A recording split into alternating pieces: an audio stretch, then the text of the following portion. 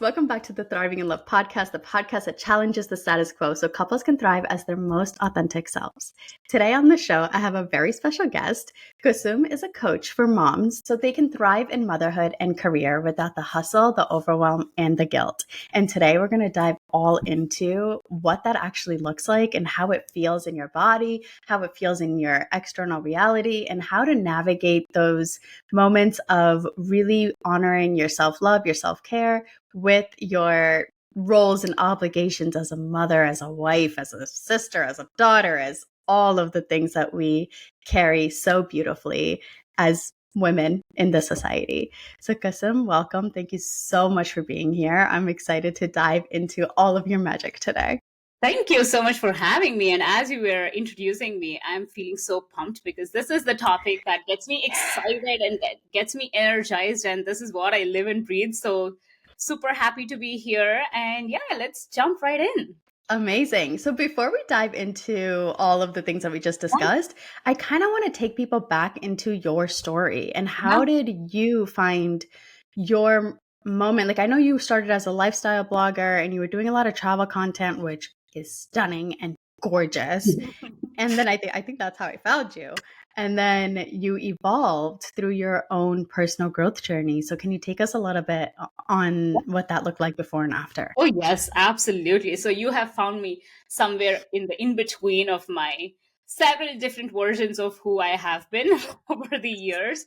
And if I remember correctly, we actually met each other on Clubhouse, not necessarily on social media, Instagram. You were on Clubhouse too, right? Yeah. Back in the days, for those who don't know Clubhouse, it was the thing back in 2020 During COVID. We were all stuck in our homes. Yeah, exactly. But some great connections like this, right? Like we got to meet amazing people. So anyway, long story short, I have been a person living the quote unquote, what do you say? Like the American dream, wanting to live the American dream. So I was born and raised in India and I became an engineer. My dream was to come to the US and get my master's and start working here. Then once you do that, you are good for a life, right? Or that was my narration back then, or that's what I'd taken on to be what true success felt like to me back then. So I came to the US about 16, 17 years ago. I don't even remember how long ago that was. Yeah, to get my master's. I was living in the East Coast then. And once I graduated, I got a job in New York City. And my goal was to just grow up the corporate ladder and just that was again my definition of success is to one day be leading large teams and maybe lead a company at one point of time. And that was my goal. And as we all know by now that you might have one plan and the universe will have another plan. Among all of this, like whatever goals and desires I had, the universe threw a curveball. I was supposed to move to West Coast while still continue to I was working for a company in fintech. And the goal was to still continue to work for them when I was still on the West Coast and continue whatever I was doing. But right before we were meant to move, the company rolled out a policy saying that if we don't have a tech presence there, you can't be working from there anymore. And they gave me an option like, you know what, you can still continue to work from here for however long you want. So I said, screw you guys, this is not what I want to be doing. I'm moving across the country with my husband and I'm not going to put that on hold. So that was really like one of the bold decisions I made because I was at that time I was on. What year was that? That was back in 2015. Exactly 10 years ago. Because I went through the same exact thing in 2018. You did? Oh, wow. You don't say. Okay. Yeah. So, yeah, I was like, I'm not going to compromise, right? Good for you. What I really want for just a paycheck. And it was a huge decision for me because I was on work visa. You lose your work visa status and all of those logistical things. But I said, you know what? I'm going to figure this out. So when I moved, and as you mentioned, like you know me through my blogging and travel content days, when we were in New York City at that point of time, my goal was to start a blog because a lot of people would ask us, my husband and I, we would still travel a lot. We would make the most of the limited number of vacation days we would get. And people would always ask us to share our itineraries. Like, how do you guys manage to travel as much as you do? And by that time, I'd also sort of kind of started looking at, healthier lifestyle, how to, holistic lifestyle is More kind of wellness. yeah, exactly, moving towards. So at the back of my mind, I was like, one day I'm going to start blogging about all of this, writing about it. But now I had the opportunity. When I quit my job and moved here, I still had to wait for my dependent visa to come through. Until then, I couldn't Yeah. do anything. Oh my At the back gosh. of my mind, I was like, you know what? I'm going to give this a year. If this doesn't work, we were in Seattle at that point of time. So if this doesn't work, I can always get a job in the tech world, but I'm going to give myself a year. And if I really, because it's one thing to say that I want to do something, but it's a whole other story when you start doing it and when you really like, do I still want to be doing this? Or was this something that I was just fantasizing? Because being an entrepreneur is not for the faint hearted. You know that? It is not. Yes. Exactly. So at that point of time, I gave myself that permission to, so to speak, to say that, okay, if this fails, if I don't like this for whatever reason, I'm going to go back to the corporate world.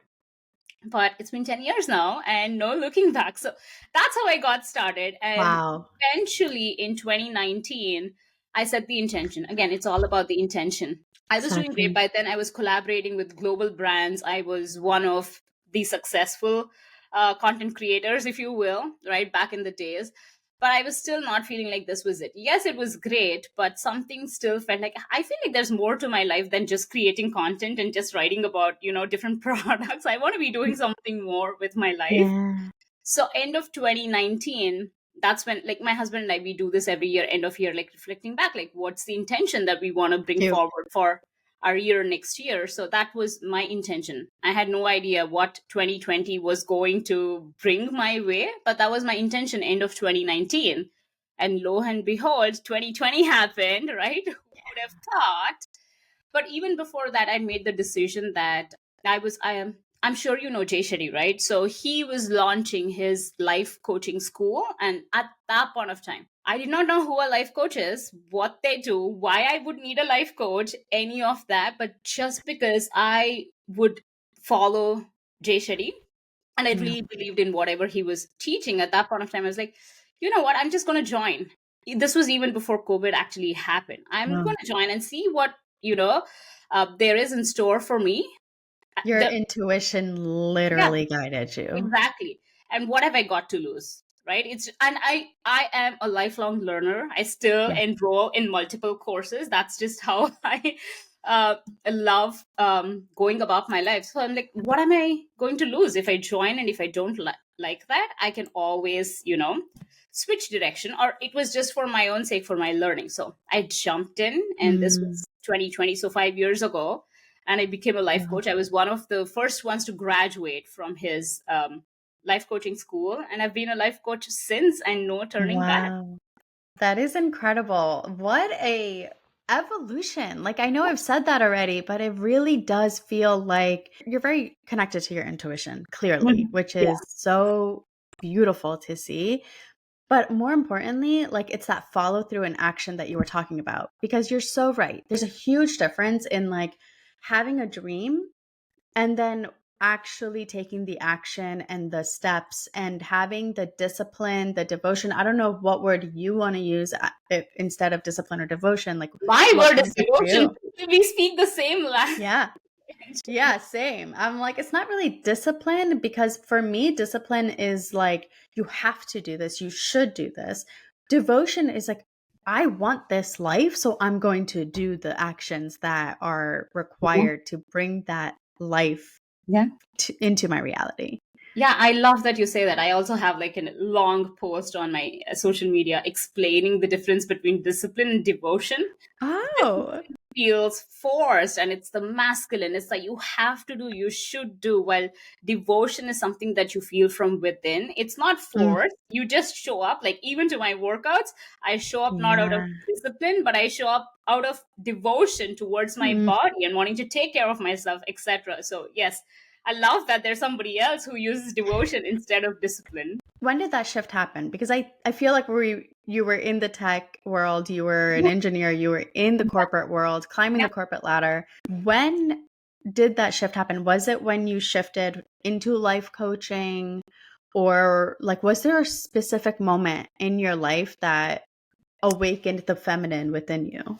So I've always been an intuitive person, even before I knew what intuition was. I have Same. taken several different actions, regardless of how stupid it might have sounded to everybody else. So I Same. have taken a lot of actions in my life, like major life decisions based on me feeling a certain way about certain things, right? You know how that goes. But I Literally. would say me leaning more into the feminine really happened once I got on this path of being a life coach. Like, because this really has you dig deeper. Every aspect of your life, you have, there's no running away from it. You have to Exactly. really look at your own shadows and sit Shit. with it. Shadowship, yes. And you have Yeah. to really look at it like face to face and sit in it and come to a place where you're not hating any aspect of it, just being with it. There's so much power, because we've always been taught to, like, hey, be positive, hey, look at the good stuff. Yes, while I'm all for being positive and looking at the good stuff, but unless I acknowledge that, this is something that I teach my 8-year old, he just turned 8, that unless you acknowledge there is a problem, Yeah. you are never going to look for a solution, because you're not Mm. telling your brain, you're not signaling to your brain that there is a problem, right? Because that's the majority of the problems that I see in a lot of the clients that I Yes. coach. They don't want to acknowledge the reality, the real reality, Mm. right? Because they're so conditioned to believe what is untrue, right? And it Mm. takes a lot of courage for us to come face to face with what that truth is for yourself, for myself, and say that, okay, this makes me feel like shit, but I'm just going to sit in that space and see what needs to come through for me right now so I can keep moving forward. Literally. I love how you said that because so right now what I am seeing a lot is we know that our thoughts create our reality. So I think people get really, really scared to think about negative things like Yeah. shame, guilt, Yeah. fear, and sit in it.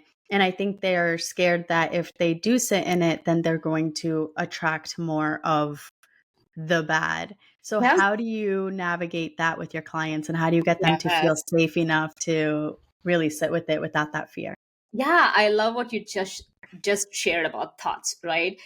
And what people miss here is, like, yes, thoughts create our reality, but your thoughts were created as a result of something even before that thought came into existence, which is your lived experience, which is your beliefs, right? Mhm. And if you can be thinking all the positive thoughts that is happening here, right? But my body is choosing to believe something else because of my lived experience, because of what I've seen growing up, because of what I've heard growing up, right? So that's where I always go back to saying that there is our conscious, which is only 5% of who we are and what we are able to manifest in this lifetime, but there's 95% of it. I'm getting chills as I say that. I am too. But my body is what I see as subconscious. Subconscious is not something that's Same. Yeah. in your mind, but your subconscious is everything that you are in your body. Like the tightness that you might feel in your chest when somebody says something or when you see something, right? What is that? That is ultimately what you've been conditioned to believe to be Mm. true, right? So you can think all the positive thoughts. I can say I'm a billionaire in my mind, and my body is Yeah. like, that's total BS. Right? Like, Yeah. rejecting that thought, who's going to win, 95% of me or the 5% of me, right? And Mm. that's how I try to distill that down to, like, one of the things about me, I think I truly take pride in this, coming from a place of humility, is that being a mom, right?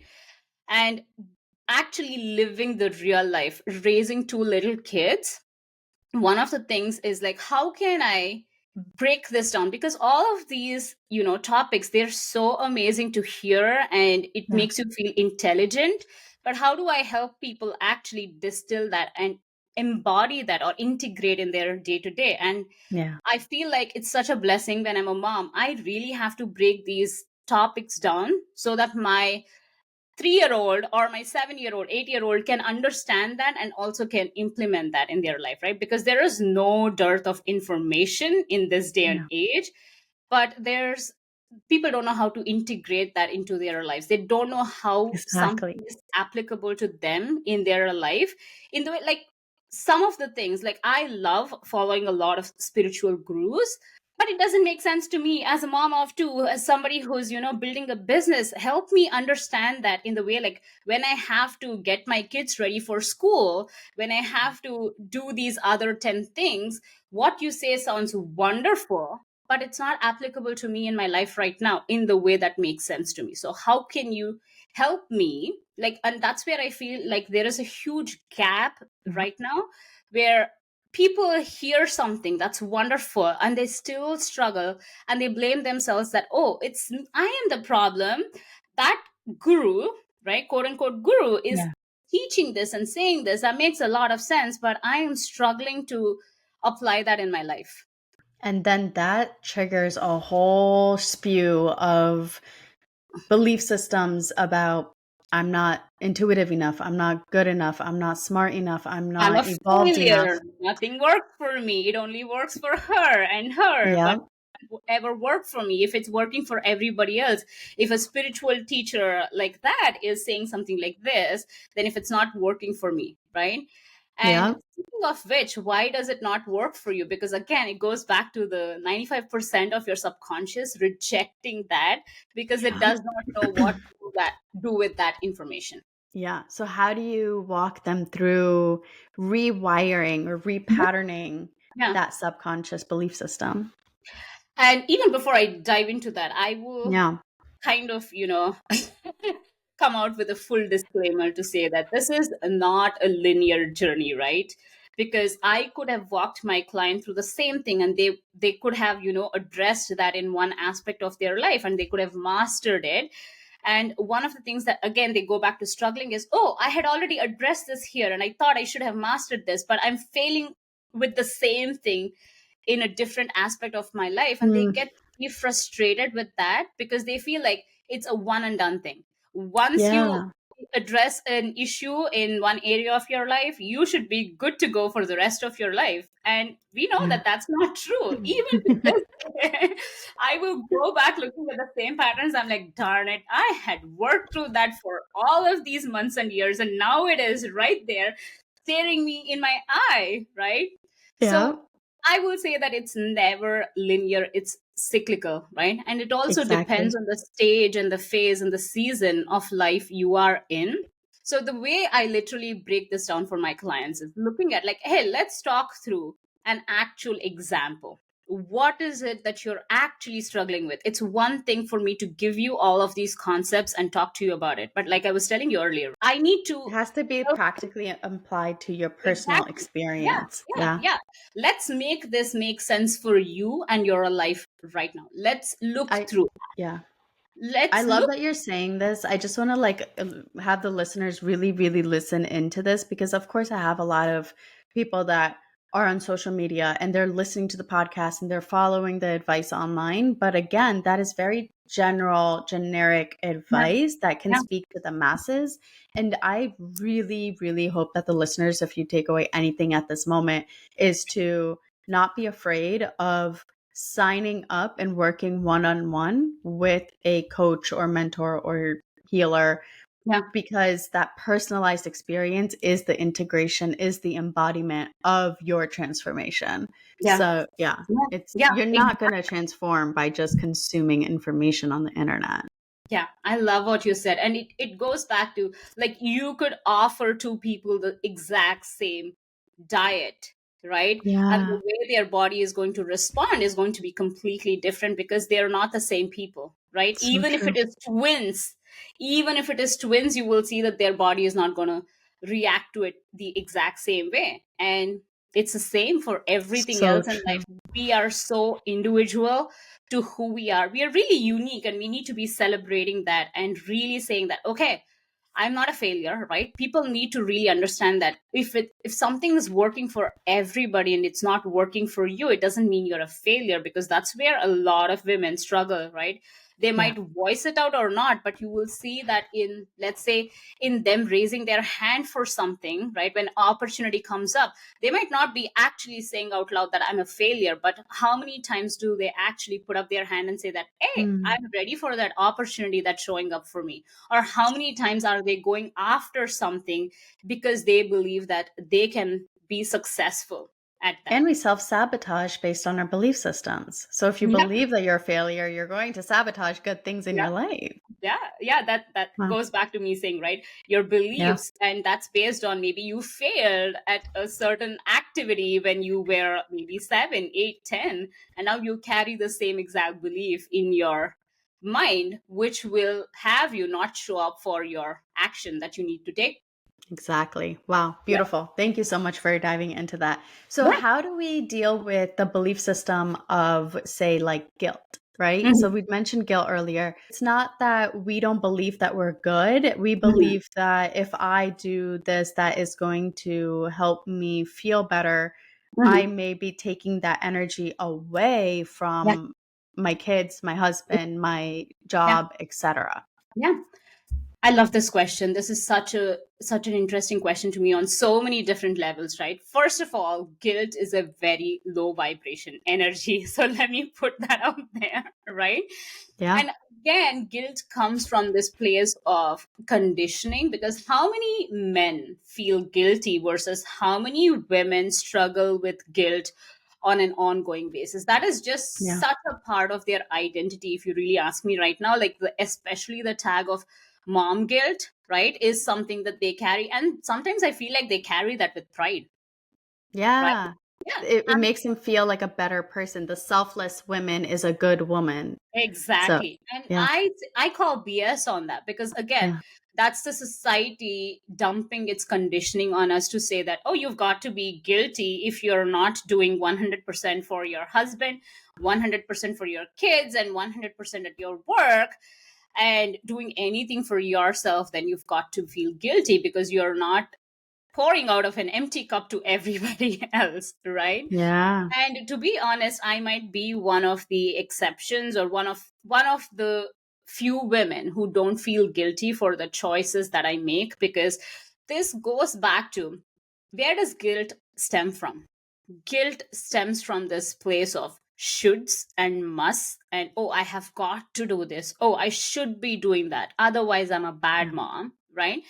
But who told you that you should be doing this and you should be doing that, otherwise you're a bad mom? And you, Society. yeah, and you bought into that. So let's Yeah. actually take a step back. If I really ask you, what do you think you want to be doing, right? I always go back to that. Like, there's 10 different ways to celebrate your son's birthday or your daughter's birthday. There's no one right or wrong way, right? And Mm, if you're saying that, oh, I have this work deadline that I need to meet, but I also want to throw this amazing grand birthday party for my 7-year-old, and I'm going to burn the midnight candle, right, on both on both ends, ends.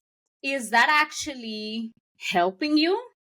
And does your son, first of all, again, let's ask ourselves, does your son care about that Instagram worthy party that you're planning to throw? Or is Oof. that something that you are wanting to do because all of your friends are doing?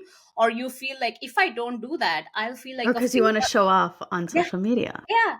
Or it will go back to you status, feeling, image, and feeling of etc. worthiness, right? If all of the Mm, other moms have a career, and if they're still able to do this, and if I don't do this, I'll feel like a failure, right? But if you go back to asking yourself, is that something that I really enjoy doing? Because I see moms who don't enjoy planning parties, they hate planning parties, but they will slog their asses off to throw the most Pinterest perfect party. yeah. Does your 7-year-old son care? No. Do you care? No. Then why the heck are you doing this? So I Mm. always go back to That's a lead. hard habit to break, though. Exactly. And you have to When catch you, yourself every step yeah, of the way. I'm like, am I hmm, doing this for me? Am I doing this for my kid? Or am I doing this because this is what everybody else does? external validation. Exactly. And that goes back to you truly knowing who you are. That's the Hmm. identity work, right? Yeah, Who you are as a person and what do you really want. If if there was no social media, if you didn't have to post about your son's birthday, right, anywhere, if you didn't have to invite any of your friends, how would you actually enjoy throwing that birthday party?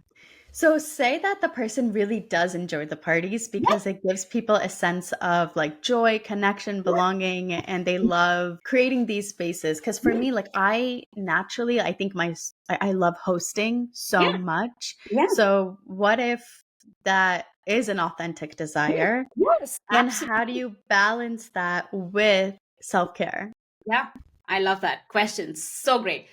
And first of all, I have moved away from using the word balance in my life because I Mm, come to realize that balance is again going after perfection, going hmm. after a standard that does not exist for us women. Because what do you, before I answer your question, I just want to address this because I see you thinking, I'm like, oh, what does she even mean by that? I love that expression, right? Because when you are chasing balance, what are you saying? I want to be a present mom, like I want to be 100% giving to my kids, my husband, my job, everything in my life. But let's take a step back. Is that really true? Can you really possibly, could you do that? Show me one person who is actually able to give their 100% to every single aspect of their life without burning themselves to the ground. Totally. That's Well, not. so the way I see balance is more so like an ebb and flow between your top Yeah, three yeah, priorities. So for yeah, me, that's like my family, my career, and my yeah, self yeah, love, right? yeah, Like my yeah, inner, my yeah, soul, my energy, yeah. my wild woman in me. I love that. And you actually, in fact, mentioned, right? Balance means like you and I might have a different definition of for that, but Right. majority of the people, the way they see balance is It's like everything 100% here, 100% there, 100% that there, and everything everything is needs to be an equal, right? But you also use no. the word priority, and that's what I see. Like right now, Mm, is throwing my son that elaborate, like you said, like I used to love yeah. hosting elaborate grand celebrations too, but over the years I've learned that that's not the only way that I find joy. Yeah.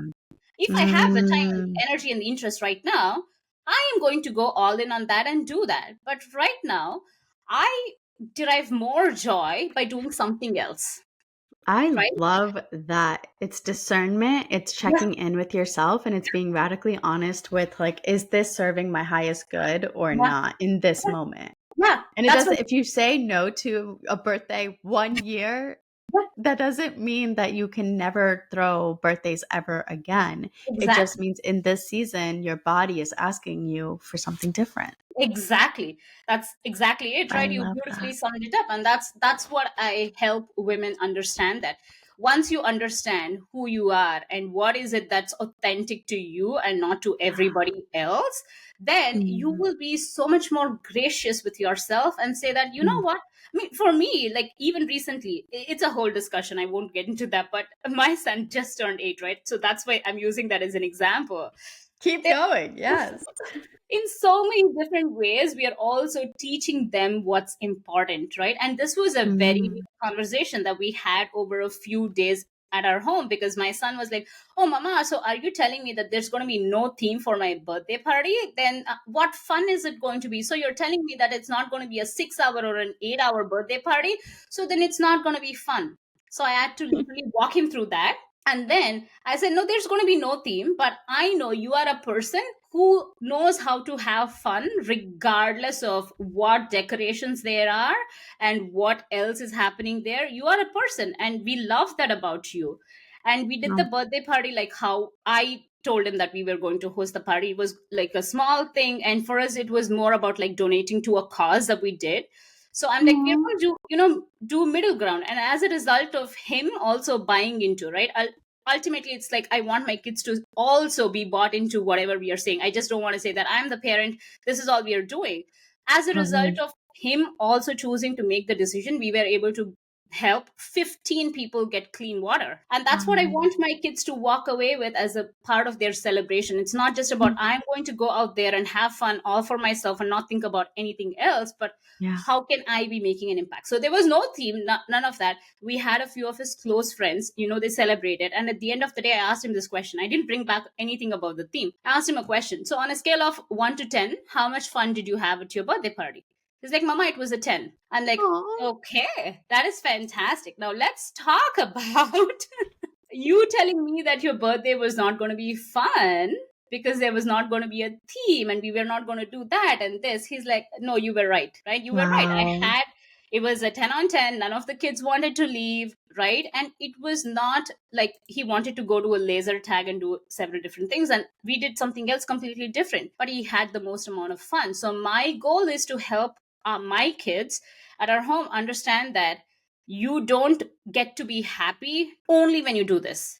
You Mm. don't find joy only when you do this. It's something that is within you. You need to know how to tap into it, That right? is so incredibly powerful, because what I'm hearing and like what I see and what you just did with your son is you're teaching him that I think he was probably having those sense of fear and anxiety around, if I don't entertain my friends aren't going to have fun. And it's kind of like that self trust that you embarked onto him, that no, you are worthy of being celebrated with your friends as you are, not from a place of performance, but from a Yeah. place of being. Yeah, And exactly. that's huge, Yeah, and for him, massive. it was his responsibility to entertain his friends. It's just that what he's exposed to experiencing, right? All the other Hmm. birthday parties, there's a certain way how others are hosting the birthday parties. That means even Yeah. my birthday party needs to be this, or whatever we did for his birthday party last year. He thinks that if we didn't do something similar this year, then it's not going to be a great birthday party, right? And that's why, like you Yeah. and I were talking about, like, ebb and flow. One year you want to do this, one year you want to do that, and as he's getting older, he's also able to understand these concepts much more, right? Yeah. And it's like, how can I meet him there and also help him understand what we are about? Because ultimately, I don't want him to just be happy if I took him to, to a huge place and celebrated his birthday in a big way. And this is something that we do on a daily basis. Anything that comes up, I'm like, okay, how can I now bring that topic that feels like so esoteric and make sure that you understand that? And this is what I was saying, right? How can I Yes. help somebody understand? How is that applicable to you in the day to day? Because if I went out and told him that, you know what, you should be able to derive joy from who you are as a person and you should be able to tap into your own happiness, he'd be like, what? Right? So true. And it's the That- same, even adults, if I went and told them this, that's exactly what their reaction would be. But now that I actually gave an example, showed that in real life, and actually backed that up with with the real results, right? That is what it means to be embodied Yeah. as a feminine leader. I think the masculine way is very much talking and sharing Yeah. and telling. And then the feminine way to lead, which you have done so beautifully, is just being the embodiment of somebody who knows that the unknown is a safe space. It's going to be okay, without needing to reassure him with words, but with your energy and your presence. And then just have them go through their own lived experience in their own way and land at their own place Exactly. when At they're the next time ready. like this comes up, maybe he will be all in because he already has this experience, or maybe I Yeah, have to, because he's still very young, right? Maybe of I course. have to, reiterate the same things in different formats. But it's the same. Our subconscious loves repetition. It needs Yeah. proof. It needs us to back up whatever I'm saying. So it doesn't reject that to say that I'm a Mm. billionaire. No, that's BS. But if I showed my subconscious my bank account and said that, do you see the $1 billion there? Then you'd be like, okay, cool. You got it. You are the billionaire. How do you feel like you were raised, and how are you raising your kids differently? In a way, I was very fortunate. So, for those of you listening who know, I come from an Indian background. So my parents are very orthodox, and being born as a girl in my time was a curse, for better, Mm. or, like, for the lack of a better word, right? And there's always like favors being done towards boys and girls, or a burden, whatever. But I was very fortunate that neither of my parents ever felt that way. I have a little brother. He's 2.5 years younger than me. They never treated us any differently. I always felt empowered. My parents are all very soft spoken, and they go by the book, so to speak, the societal book. And I was always this person who would always challenge, like, I don't want to do that, I don't want to do this. I didn't know what I was doing back then. But they didn't. So would you say you were always like just rebellious? Like, would you use that word? I would say there were two aspects to me, because this comes up a lot in conversation. People think that I was always like this. I was always very confident. I was always very sure about myself. But there were two sides to me, that one where I would be rebellious and do things my own way. But at the same time, I had a lot of insecurities. I was not as confident. Like, I would say that there's a difference between confidence and self-confidence. And I would feel confidence in certain situations, or, in certain aspects. That is confidence. But self-confidence is regardless of what is happening outside. You're always self-confident, and that's how I see self-confidence to be. So I had to work through a lot of my own insecurities over the years and peel the layers on all of the BS conditioning I had taken. So that was my upbringing. So that I have picked up a few things from my parents, in terms of, like, even when we were very little, I didn't know at that time. I don't think my parents even knew at that time what they were doing, asking us for our opinions when we were doing something. Like, even if we were to buy a piece of furniture for the house, they would ask, what do you guys think? Do you like this? Do you not like this? Right? Wow. And that really empowered me in ways that I didn't even realize at that point of time. Like, asking your kids for opinions, making sure that giving you a sense of self. Exactly. And, like, you matter, your opinions matter. You have something valuable to contribute, right? I didn't know all of this at that point of time. It was years down the line. Yeah. When I was looking back and reflecting upon my own childhood and my own upbringing, I was like, wow, that was an incredible thing for them to do. And that's something that I still bring with me when I parent. But a lot of things that I do not do is, like, you have to compromise. First of all, I hate the word compromise. Yeah, same. Not in my life. Exactly, right? And being this, good girl, don't ruffle any feathers, just brush things under the carpet. Like I said, my parents are very good by girl the book. conditioning. Exactly. Right. And I'm like, no, even to this day, I was telling my son, again, everything in my life goes back to the example with my son right now. I love it. It's alive in you right now. You're very much in the season of raising the future masculine of our society, which is a huge role. Walking the talk, right? It's one thing for me to talk about all of these things, but also, how am I living it every single day? That's embodiment, ultimately. Exactly. Right? Like, having the uncomfortable, awkward conversations because that feels true to you. This was something that I was talking to him yesterday. And as a result, I had to have an uncomfortable conversation with somebody that I just met. Oh my goodness. And I was giving him the example. See, I actually told him, if it was your grandparents, this is what they would have said. And I will never tell you that. I will never tell you that you have to be nice. Do you have to be kind at all times? Absolutely. I will never tell you that you need to invite somebody just because you need to be nice. If you feel like you don't want to be playing with somebody because of whatever reason, you don't need to. And I will never be the mom who will say that, no, you have to go play with them.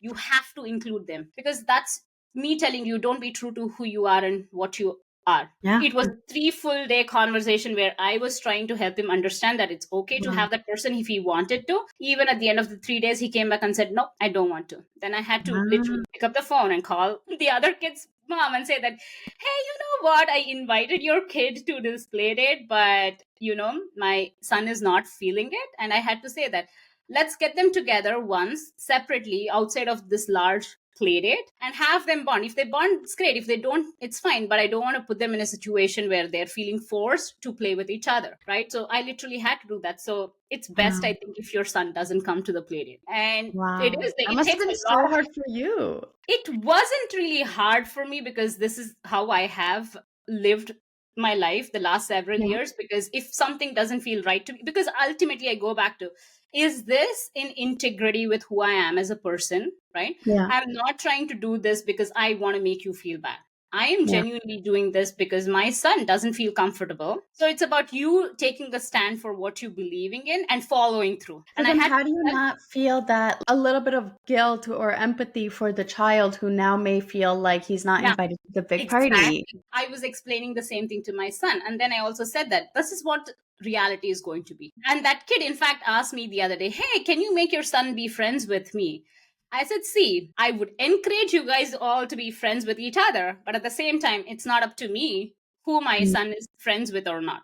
It's up to you. So if you feel like he doesn't want to be your friend, then why is that? Why does he not want to be your friend? It's for you guys to figure it out. While this kid might feel bad, and I feel horrible the fact that this kid is going to feel bad, it's also how life is. Life right? experience. Exactly. So good. I'm not going to sugarcoat life for my kids. There's something that I agree 100%. Something I saw on, I think it was like TikTok the other day. The generation of participation trophies are now saying that they don't know how to be adults because they were just constantly told everything's fine, you're doing great, even though they're doing nothing. Yeah. And they still get to have that sense of reward. But in the real world, it's not how it works. And now they're struggling as adults, as like college kids and post-college and getting into the corporate world and feeling like I was never taught discipline and now I have to discipline myself. Like this is really hard.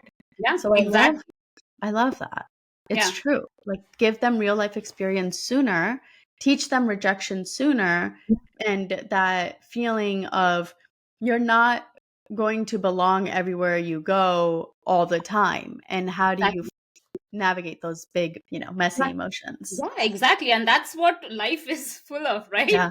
Big, messy, emotional roller coasters where maybe there's 1 or 2 days which are great in a month, but in between all of that, you are navigating these in small ways and in big ways. And how are you going to show up for every single instance? And to me, like, it's kind of like back to that conversation about balance, where it's like you're balancing your way of being, your integrity, with your not leaning too much here, where you're having so much empathy for other people that you abandon your truth, not being all the way over here, where you're like mean about it. But it's like finding that balance in between of like, where do those points meet? Of I'm going to be rooted and grounded in my knowing and my integrity. And I'm also going to be kind, compassionate. Like you said to your son, it's like you're allowed to say no, but you always have to be kind. So it's so beautiful. Yeah. I love And that. as you mentioned just now, right? Like I go back to saying I don't use the word balance, but you already said like it's being. When you are truly being who you are, there's nothing you need to balance. Damn, so true. Can we dive a little bit more into that? Go back. Yes. Continue. And in fact, I recorded a That was a mic drop recently, so that's why this is so fresh in my mind, that when you know who you are actually being, you are in your wholeness, you are authentic to who you are. You're not trying to please anybody, you're not trying to be that goody two shoes, that good girl conditioning that we are so prone to. You just go being back to who you are, and that's all about being, right? So that's why I don't use balance, I use being instead. Who you are being, and that's rooted in that identity work, understanding, do I and really self-trust. Exact. Oh, that is huge, right? And people can't trust themselves because they don't know who they are. So when you don't know who you are, if you meet a stranger and if you don't know who that person is, are you going to trust that person? Goes back to you as well, right? Your subconscious is not going to be willing to trust you unless it knows who you truly are. 100%. Biggest mic drop. So the biggest thing here is know who you are beyond the conditioning of our society and our culture and our programming. And then trust that your body is going to guide you intuitively to take the aligned steps that you need to do in order to become the person you came here to be. 100%. And with all of that, whatever you just said, I will also say that I didn't know who I was. I needed people to help me understand who I was. With all of these conditioning, you are always questioning, is this true about me or is this true about me? Is this who I am or is this who I am? But if I start, let's say, for example, if you start asking me questions which bring to the surface what my truth is, then I will start to be like, okay, I will open my eyes and finally start to see, oh, so that's who I am. All of these years, I thought this is who I was, but no, that was your conditioning. But you need somebody to hold your hand. And that's another place where I feel like women struggle a lot because, again, this is supposed to be second nature to us. Being a mother is supposed to be second nature to us, even though there's no manual whatsoever anywhere. Yeah. Right? Especially for high achieving women, right? Like us, like I have been in the corporate world, and if I didn't change my course of my life, I would still be there, still be in my masculine, striving for that next promotion, next burning out, phase, burnout, right? But also ultimately coming back to like, okay, I see I'm not meant to do this all by myself. And that takes such courage. It had taken me years to get to that place of, okay, I can't do that's ego. That was my ego that was saying that you are Exactly. so accomplished. You are a double degree holder, right? Because that's I've worked on Wall Street and you have done that and done this. And are you telling me that you can't figure out who the heck you are?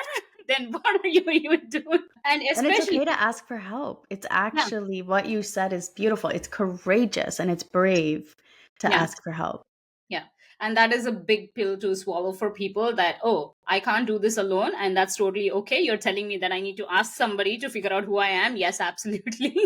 Yeah. And it just helps, like having somebody as, skilled as you that can see the subtleness and knows intuitively what people want and need. It's a gift for people to invest in themselves and to receive somebody who can see them so clearly beyond the projections and the conditioning and all of the And the ways of ego. society. Yeah, and the ego. And one of the things that I've also seen, even within the coaching industry, is it bothers me a lot because you can only help your clients go as deep as you've gone yourself, right? 100%. And I can't help them. One of the things I see is people still, because they have so much people pleasing stuff to work through themselves, even coaches, right? Even we all have that. Yeah.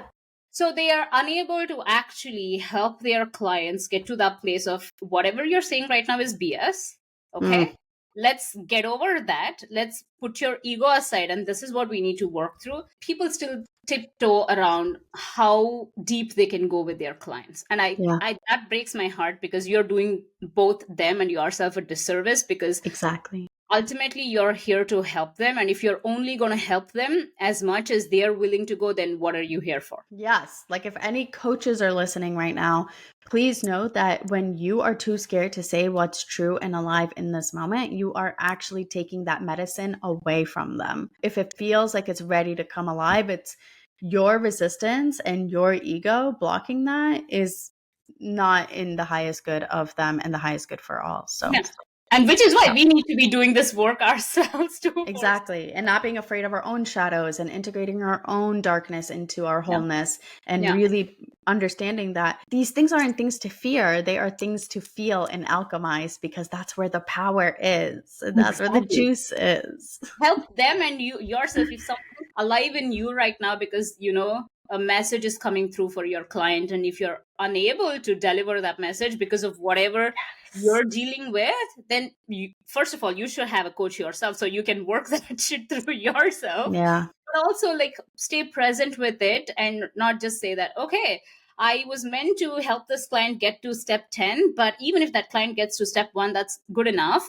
No, it's not, because No. again, you're here to transmute, like you said, alchemize whatever is present right now. And it's a beautiful opportunity for both the coach and the client to continue to do that deeper So and deeper work. sacred. And I think it takes it all back to integrity. Like being in Yes. integrity that are you the right coach for this person or not? And then be honest so that Yeah. you can set them free to go find the mentor that has the courage to give them the medicine they Yeah, need. yeah, 100%. And integrity is what I take every single client back to, because they always have to tiptoe around conversations with their bosses, with their husbands, Yeah. with their kids, and with their friends. I'm like, okay, what is true for you right now? Yeah. If you didn't think what they were actually going to think about what you were going to tell them, what is it that you would tell? Practice on me first. And I literally have my clients do this. I'm like, practice on me first. Yeah. What are you feeling in your body? Right? Because your body is sending you signals and messages and it's screaming and it's like, I don't feel safe saying this out loud. Let's work through that. Then you can go Beautiful. deliver that message without feeling any which way about it. Yeah, because you've done the emotional processing beforehand so that you could Yeah. be even more Yeah. anchored in your truth when you do Yeah. deliver that message. Yeah.